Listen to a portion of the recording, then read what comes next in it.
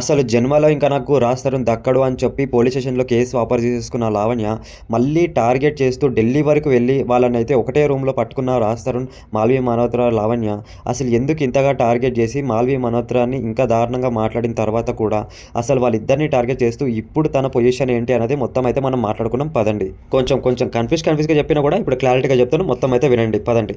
మాల్వి మల్హోత్రాని అయితే మొత్తం టార్గెట్ చేసి చాలా దారుణంగా మాట్లాడిన లావణ్య. ఇప్పుడు ఆల్మోస్ట్ లావణ్య అయితే లైఫ్ అయితే అయిపోయిందని చెప్పుకోవచ్చు మాక్సిమం అయితే. ఎందుకంటే తను రాబోయే రోజులలో అయితే ఇంకో కొన్ని రోజుల్లో అనుకోని చెప్పుకోవచ్చు. తనైతే ఆల్మోస్ట్ డ్రగ్ కేసులో అరెస్ట్ అయింది కదా! ఆ డ్రగ్ కేసులో అరెస్ట్ అయినందుకు రాబోయే రోజుల్లో తనైతే అరెస్ట్ అయ్యి జైల్లోకి అయితే వెళ్ళిపోతది ఆల్మోస్ట్ అయితే.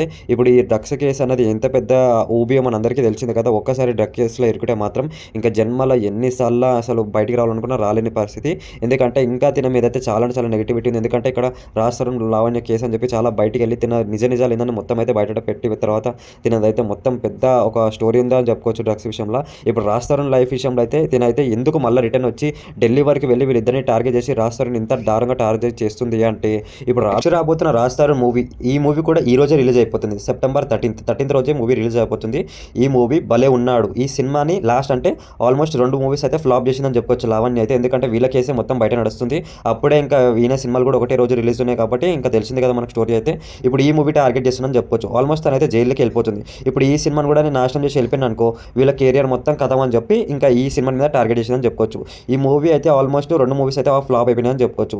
ఇప్పుడు ఈ భలే ఉన్నాడు మూవీ కూడా ఫ్లాప్ చేసేస్తే ఇంకా నా లైఫ్ అయితే ఎట్లయితే నాశనం అయిపోయింది, వీళ్ళ లైఫ్ కూడా నాశనం అయిపోతుంది అని చెప్పి లావణ్య అయితే పెద్ద ప్లాన్ వేసిందని చెప్పుకోవచ్చు. అందుకే తనైతే మీడియం గడకు వచ్చేసి తన కొత్త ట్విస్ట్స్ అంటే చైన్ పోయింది, నా బంగారం పోయింది, రాజ్ తరుణ్ ఎక్కడో బయట చేసేసిండు, నాకు ఇంకేదో చేసేసిండు అని చెప్పి కొత్త మాటలు మాట్లాడుతుంది తప్ప ఇంకా రాజ్ తరుణ్ లైఫ్ అనేది మొత్తం అయితే డెడ్ చేయాలని అయితే తనైతే ఫిక్స్ అయిపోయింది అని చెప్పుకోవచ్చు. ఇంకా కొన్ని రోజులు అంటే ఇంకా 10-15 రోజులలో తనైతే జైలుకి వెళ్ళిపోతుంది. అప్పటి వరకు వీళ్ళిద్దరిని అయితే తనైతే మొత్తం అయితే నాశనం చేసి వెళ్ళిపోదామని చెప్పి టార్గెట్లో ఉందని చెప్పుకోవచ్చు. ఆల్మోస్ట్ అయితే వీళ్ళ మీద అయితే కొత్త కేసెస్ అయితే పెడుతుంది తనైతే. మరి ఇంకా బయట ఉన్న రెస్పాన్స్ వరకు చూస్తేనైతే మొత్తం లావణ్య మీద అయితే చాలా బ్యాడ్ ఒపీనియన్ ఉందని చెప్పుకోవచ్చు. తను చేసిన పనులు అంటే రాజ్ తరుణ్ ఒకవైపు కింద లాగాలని చూస్తుంది, ఒకవైపు తనైతే మొత్తం బ్యాడ్ అయిపోయిందని చెప్పుకోవచ్చు. ఆ పరంగా చూసుకుంటే మాత్రం లావణ్యకి మొత్తం గలీజ్ పేరుందని చెప్పొచ్చు. రాజ్ తరుణ్‌కి అటు ఇటుగా కొంచెం మంచి పేరుందని చెప్పొచ్చు. తన సినిమాలు ఏదో తను చేసుకుంటా బతికేస్తుండు.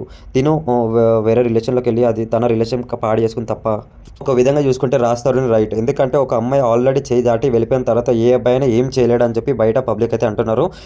నిజంగా అదే విధంగా రైట్ అనిపిస్తుంది. ఎందుకంటే రాజ్ తరుణ్ తన లైఫ్ ఏదో తను బతికేస్తుండు. కానీ ఒక విధంగా లావణ్య అయితే ఫుల్ టార్గెట్ చేసి వీళ్ళిద్దరిని కలపకుండా అంటే వీళ్ళిద్దరిది ఒక ఫ్రెండ్షిప్ అనే అనుకుంటున్నారు. అందరైతే ఇంకా వాళ్ళ పర్సనల్ అని చెప్పుకోవచ్చు. ఒక విధంగా చూసుకుంటే రాజ్ తరుణ్, మాల్వి మల్హోత్రా లవ్ అని అనుకుంటున్నారు చాలామంది. ఎందుకంటే వాళ్ళు సినిమా యాక్టర్స్ కాబట్టి వాళ్ళు జీవితం అని చెప్పి వాళ్ళ పర్సనల్ అని చెప్పుకోవచ్చు. ఇంకా రాజ్ తరుణ్ విషయం మాటికి వస్తే మాత్రం అయితే లావణ్య అయితే చాలా గట్టిగా టార్గెట్ చేసిందని చెప్పుకోవచ్చు. మరి చూడాలి తను జైలుకి వెళ్ళే లోపల ఇంకా 15 రోజుల లోపల తనని ఇంకెంత టార్గెట్ చేసి ఇంకెన్ని కొత్త కేసెస్ అనేవి బయటకు తీసుకొచ్చి చూడాలి.